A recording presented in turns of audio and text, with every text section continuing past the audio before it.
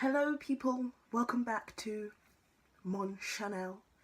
As you can tell from the title, again today I don't have a tutorial for you. I'm really sorry about that. I mean, I feel like I'm really letting you down.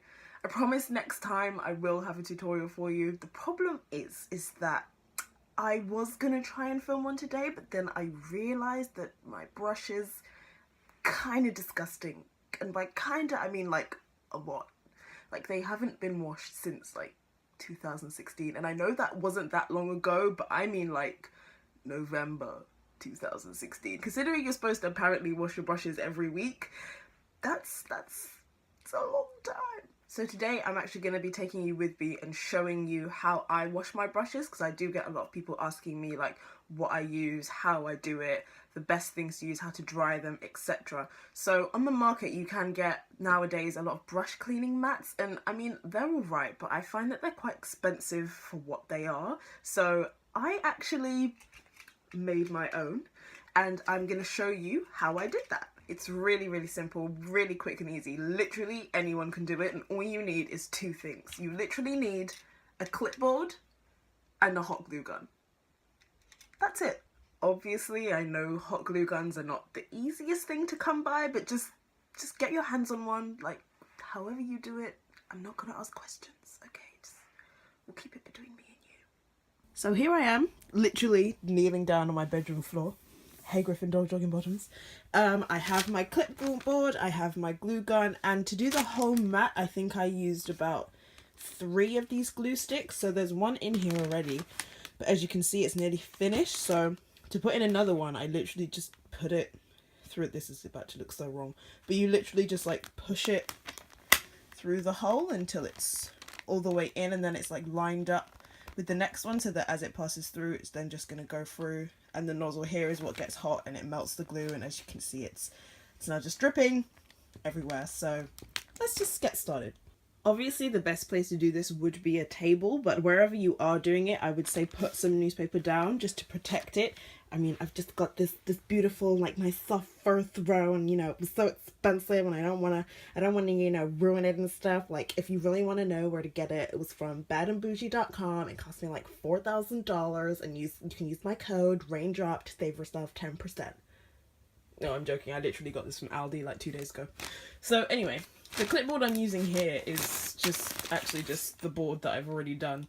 So I'm just going to demonstrate a little bit on the back of this one, not make an entire whole new one because obviously I don't need a new one. So I'm just going to show you some of the patterns that I did, maybe just do like half of it, and then yeah, you can just do the rest. So the first one I started with was dots. So literally you just choose where you want to place your dot, you press the trigger, the glue comes out just like that. You space them how you want them to. You can make the dots as big and small as you want. You can put them as close together or as far apart as you want.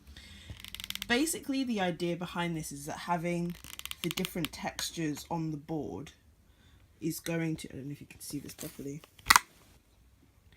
having the different textures on the board is what's gonna, when you wash it, it's gonna pick up the dirt and like move it around, so then the bubbles in the soap can wash it away. If you were just washing it with water and maybe like your hand, you wouldn't pick up as much dirt. It's the same basic principle as when you're showering and you're like using a flannel or a loofah or whatever it is that you use. It's more effective than just washing with your hands. So I've done my dots, and then the next thing I did, I think, was horizontal lines. So I'm just holding the trigger, waiting for it to come back out, so it's now filled with glue again, and then just going across in a straight line. But that line wasn't straight, but you get what I'm trying to do. And then next I did the crisscrosses. So I started going one way, doing small diagonal lines. This is actually really hard to do with one hand when you're trying to film at the same time, so I apologize for that. Let it come back out, and then go back the other way. I know how bad this looks right now, but honestly I'm not even going to be using this side. This is just for demonstrating purposes. And you should have something that looks a lot better than that. So the glue actually dries pretty fast. I've literally just finished the board and already, you know, it's cooled down, it's dry enough for me to touch it. So now what I'm going to do is I'm going to just go over certain little bits, not everything, and add a tiny bit more glue. So that's going to make those bits slightly more raised, and then that's the same basic principle as having the different textures in the first place. Having the different heights is again going to stir up the dirt even more and help your brushes to get cleaner. So I'm just going to go over like a random dot here, random one here. It doesn't have to be too precise. The more textures, the better. Random one here. Just go over this middle line a little bit. Trying to keep it top of the line as much as I can and really not succeeding.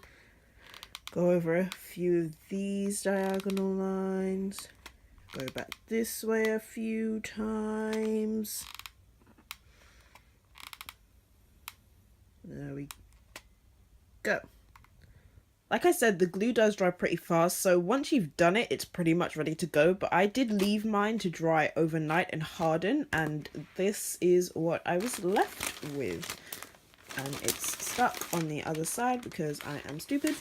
But yeah, as you can see, it's like the dots are slightly different heights, some of the lines are different heights, some of these are different heights, and there's a lot of space on here, so I can like swirl the brush around loads and it's going to get really, really clean.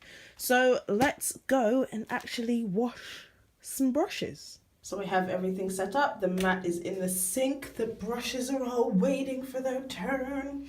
And literally all I use to wash my brushes, I don't use any fancy kind of soap, that like brush cleaning soap that you can buy. I know there's a lot of them on the market, but literally all you need, washing up liquid and some olive oil. So you want to mix it, probably just in your hand, probably like 2 parts washing up liquid, 1 part olive oil. You don't need a lot at all. And the basic principle behind this is that the oil is going to break down the makeup and the washing up liquid is going to wash it away. But the washing up liquid is a neutral cleanser, so it's going to wash all the makeup away, but it's not going to leave behind any kind of residue like fragrances or moisturizers like another soap might. So then when you're putting that back on your face, you're not then adding residues that have been left there for a while, and it's going to clog up your pores and just make your face not flaky. Something like that. So I have a handful of different brushes here that I'm going to demonstrate with. I'm not going to show you every single one of these because obviously we'll be here for hours. So I have like a large powder brush, a flat contour brush, one of these like artiste brushes, a highlighting fan brush, angled liner brush, a large blending brush for eyeshadow, a pencil brush, and a flat eyeshadow brush.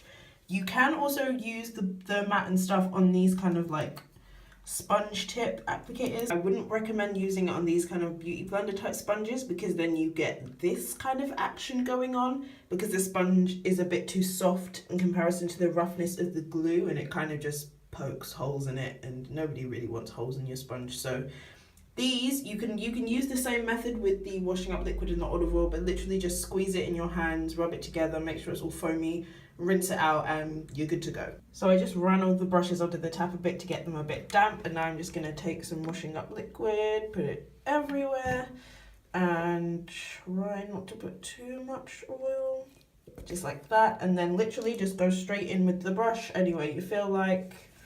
So in some like large circular motions. And there we go. Creates all the bubbles. And you can just see all that dirt just coming out. I think you'll see it better on this type of a brush. Oh, yeah. Yeah, there's all that foundation. Bye, Felicia. Bye, foundation, Alicia. Fan brush, because my highlight is my life, so y'all know this already gonna be nasty. It's gonna be nasty. There's literally no kind of method to this. Just do whatever you feel like. Circular motions is probably the most effective, but like switch it up. Really doesn't matter. Really doesn't matter. Contour.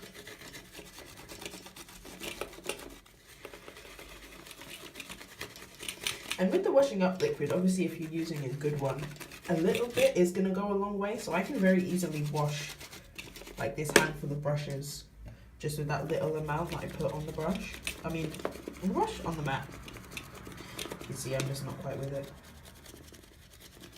Here we go. See, that's starting to look cleaner already.